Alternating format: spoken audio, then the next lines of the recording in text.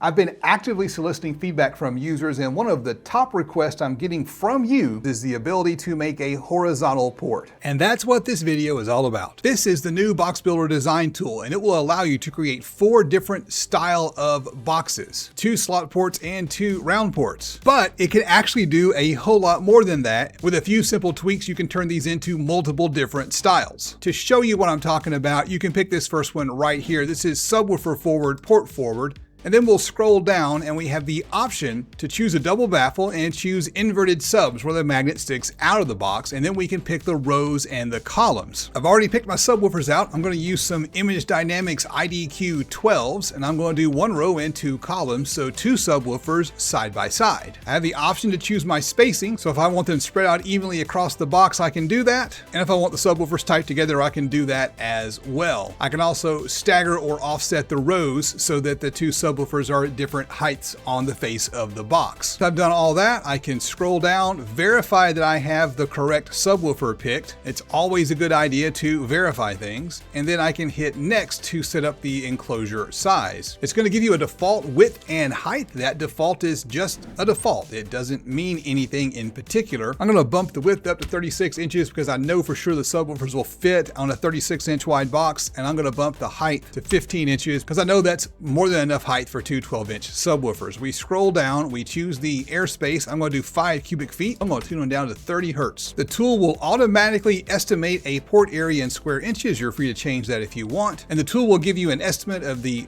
displacement of the subwoofer. Some manufacturers provide that number. You can of course adjust that number if you think it's wrong. And I'm going to choose the advanced style port, which requires a router to trim out around the front of the port. Then you want to hit next, and when you hit next, the tool is going to do a very complicated calculation on the back end. It's more than just dividing to find the depth. It uses a complex algorithm to simultaneously find the depth and solve for the correct port length. It's going to be almost 28 inches deep. It's a big box, 5¼ inch wide port. We specified 70 square inches. It couldn't solve for 70 square inches, so it bumped it up to 70.88. And it gives us our port length. And we get this really cool 3D viewer. Spin this around, you can see how the box is put together and get an idea of what your plans will look like whenever it's fully assembled. To show you what I'm talking about, I 3D printed a couple of examples. This right here is an example of what that first box that we just built might look like. But before we go any further, I want to talk about bracing. The plans are designed to give you some example bracing, and this brace right here is going to be the exact same dimensions as this first port wall,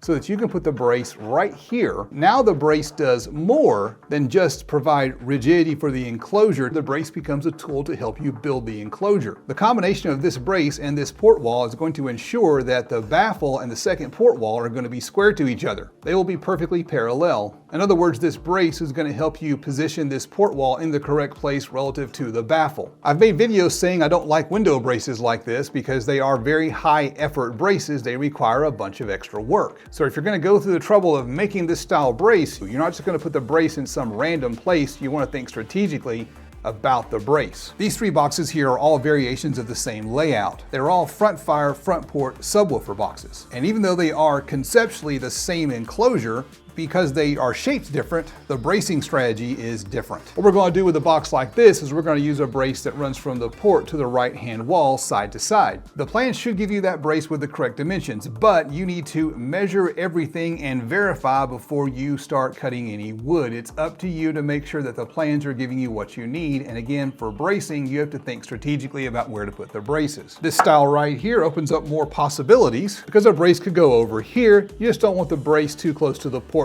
where it will interfere with airflow. There's nothing stopping you from coming in here and adding an additional brace here as well. When the tool solves for the depth, the tool also accounts for bracing like this. So you will have plenty of airspace to properly brace the box. And of course, you have to turn on your brain and place the braces in a way that makes good sense. This right here is a terrible idea. Do not brace your subwoofer box like this for the obvious reason that there's interference between the brace and the subwoofer cutouts. This bracing discussion seems like a complete and total tangent. Trust me, it's not. It's going to be important later, so keep watching. I've been actively soliciting feedback from users, and one of the top requests I'm getting from you is the ability to make a horizontal port. The tool defaults to these vertical ports. It turns out it's very easy for you to take the plans for this kind of box and make one very simple modification to put the port along the bottom, a horizontal port instead of the vertical port. For these enclosures with just one subwoofer, it's just a matter of turning the box on its side, and your vertical port becomes a horizontal port. But that becomes a little more complicated when we have two subwoofers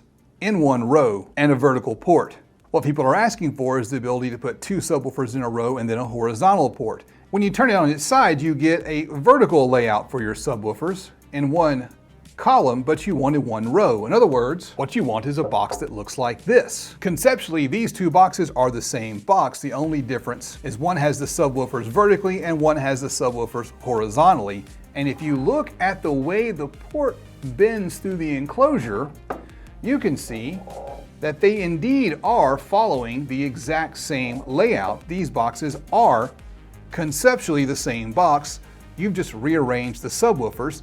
Let me show you how to do that. What you're going to do is go back to step 7 of 11 where you set up your layout, and then you're going to pick the same subwoofer forward, port forward style. Then you're going to scroll down to the rows and columns, and you're going to switch to 2 rows and 1 column. So the tool is going to give you a vertical port and a vertical subwoofer layout. And if you're thinking that doesn't make any sense, that's not what you want, just wait a second, I'll show you that it is exactly what you want. Hit next and you can set the size of the enclosure, and now your width needs to be wide enough for one, and you need enough width for the port. I'm going to go with 20 because I think that's going to give me enough room, and then for the height, you need enough height for 2 subwoofers stacked on top of each other. This pair of 12s both have about a 12.5-inch outside diameter, and you need a little bit of wiggle room between the 2 subwoofers. I'm going to go with 28 because I suspect that will work. Scroll down, airspace is the same, tuning frequency is the same, port area is going to be the same. Going to use the same style of plans. Hit next and it's going to go through its optimization procedure behind the scenes. Success means the tool took the inputs you provided and was able to find a viable solution based on those inputs. If it ever fails, that means the inputs you provided weren't viable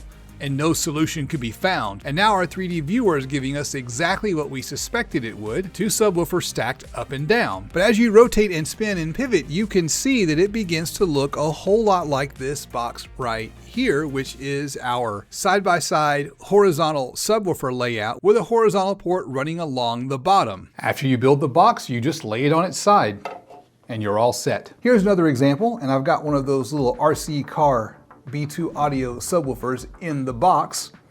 This is a front firing side port enclosure, and it's very easy to modify the front fire side port enclosure to make it up firing. Turn it like this and it is an up firing side port enclosure. What a lot of people want is they want an up firing rear port enclosure. To make it rear port, you just turn it like this. Now it fires up and the port fires out the rear. Just like this example here, when we have just one subwoofer, it's very easy to change the orientation. But it gets a little more complicated when we have 2 subwoofers. What I'm going to do now is show you how to modify the existing system so you can have 2 subwoofers firing up with the port firing to the rear. What you'll do is go back to step 7 of 11, and this time I want you to choose the subwoofer forward port side option. We're going to scroll down. We're going to switch it to 1 row and 2 columns so you can see the standard layout, and then we'll go back and switch it to 2 rows and 1 column so you can see how to modify it. We need enough room across the front for 2 12-inch subwoofers. 28 inches is probably wide enough, and then we need enough height across the face for a single 12-inch subwoofer. One of the updates since the official launch is I've given you this nice warning message. In this case, the minimum height for these 2 subwoofers is 13 inches, so we're going to crank it up to 14 so that we can have room to work. We're going to keep the same 5 cubic feet of airspace. We're going to keep the same low tuning. We're going to keep the same port area, and off we go. And again, we have success. So this is the standard front firing side port enclosure. Pretty straightforward box, easy to build. Now I'm going to go back and I'm going to show you how to modify everything so that you can fire the subwoofers up and the port back. We're going to use the same sub forward port to the side on step 7 of 11. We're going to switch it to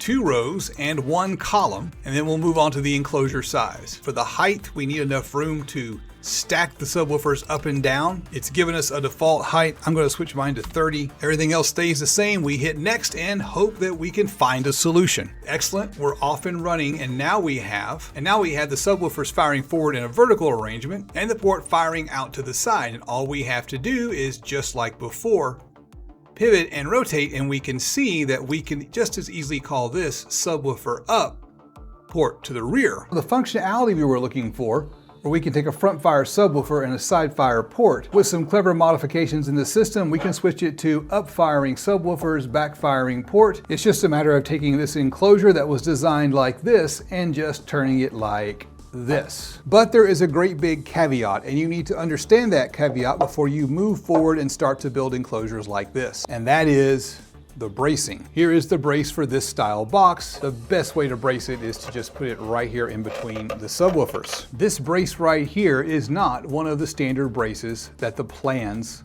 will produce for you, because the plans think you're making a box like this or a box like this. So the brace will be wrong, and that's why I spent a lot of time talking about bracing earlier in the video. What I wanted to do today was show you the functionality you're asking for already, but with that caveat. My challenge is to go into the system and develop bracing protocols for these style enclosures. In the meantime, you can still make them. You'll just need to work out the brace math on your own. Before I go, I want to say thank you to all of my patrons with a great big bonus shout out to $25 and up patrons: Jeff, B. Hutch, Brian, and Bo. I'm Justin. This is the DIY Audio Guy YouTube channel, and I will see you on the next adventure.